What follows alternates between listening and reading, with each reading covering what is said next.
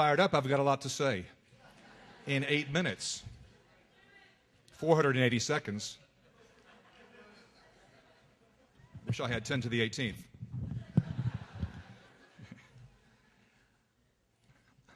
Again, while I find the counter-arguments to atheism amusing,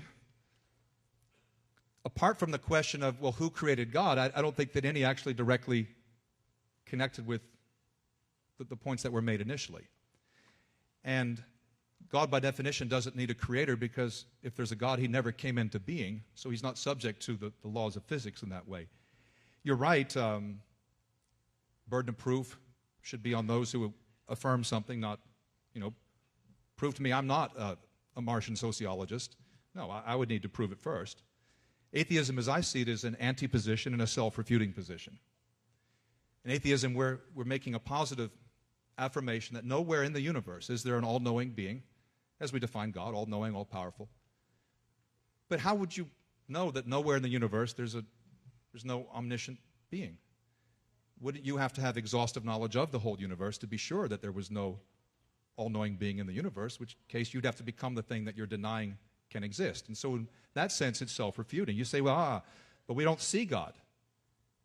We haven't explored much of the universe. But are we looking for a physical God? Not if my understanding is correct. You may think, well, how convenient, your God is invisible. I think it's very good our God's invisible. I know it sounds a bit corny. It's like my 6-foot-tall white rabbit friend Harvey standing next to me. And we have names for that. But if God weren't invisible, we'd be in trouble. Because God is spirit.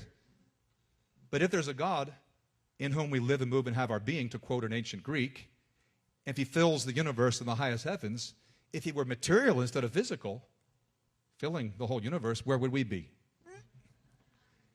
There'd be no space for anything else but God. So his invisibility in this case is a byproduct of his immateriality, that is his spirituality.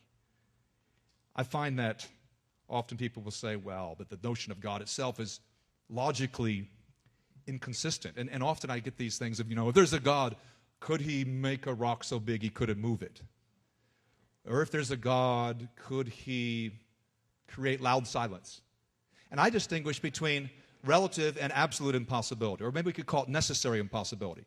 When we start tinkering with the definitions of words, we're not only not engaging in serious discussion, but we're actually in danger of violating some logical rules without which we can't even have a good discussion. So there is a cute answer.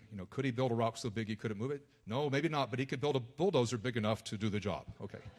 That's not really a good answer. The fact is, no one could do that.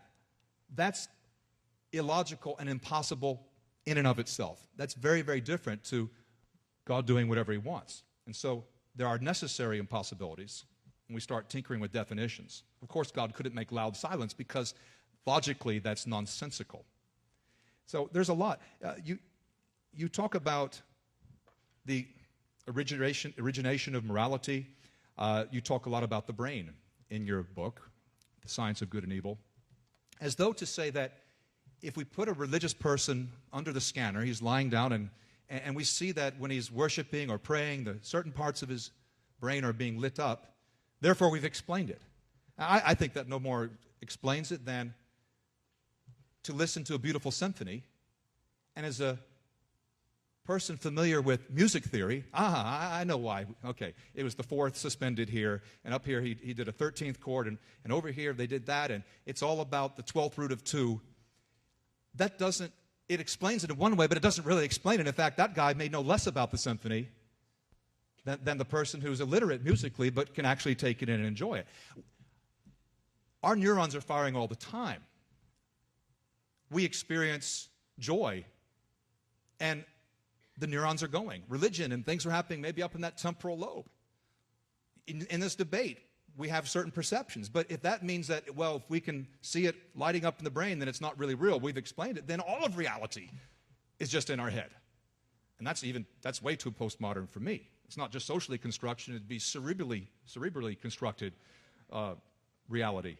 And that's not true. So I'm not surprised that neuroscience is turning up all kinds of things and that it could give us insight into every area of life, but that doesn't explain it, it only illuminates. You mentioned the possibility, but only very briefly. And I said I would come back to it. So do I have another 2 minutes? I'm paying no attention at all.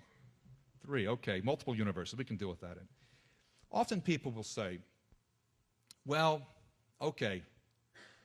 And I don't know if you're accepting that the Big Bang cosmological argument is a good one or not, because I'm not getting a clear read on that.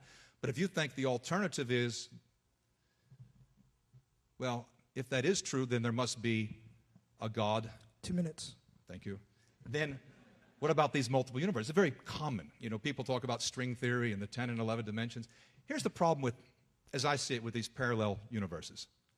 What do parallel lines do? In most geometries, they don't intersect. So even if there is one, we're not going to know about it. You may say, well, it's necessary because otherwise there would be a God. Okay, but now we're getting metaphysical. We're not really dealing with the physical, the physics. And so even if there are multiple universes, we wouldn't know. To me, that becomes a religious statement, a metaphysical statement or hypothesis. It's not falsifiable. And if a theory is not falsifiable, if no one can test it, it's not really a bona fide scientific theory. And so I think there's some desperate attempts to imagine how the universe may have existed. Maybe if we had infinite time and infinite universes, eventually we get a universe that would sustain life and even give rise to self-aware men and women who seek meaning. I suppose that's a possibility. But that's far more complicated than simply explaining how this universe got here. And so, as you said, that just pushes it back one more level. We're looking for explanations here. And we need to take seriously, not trivialize, the issue of God's existence. And are there pointers? Yes, there are many things that don't prove anything, but there are some things that are ineluctable and we do have to deal with.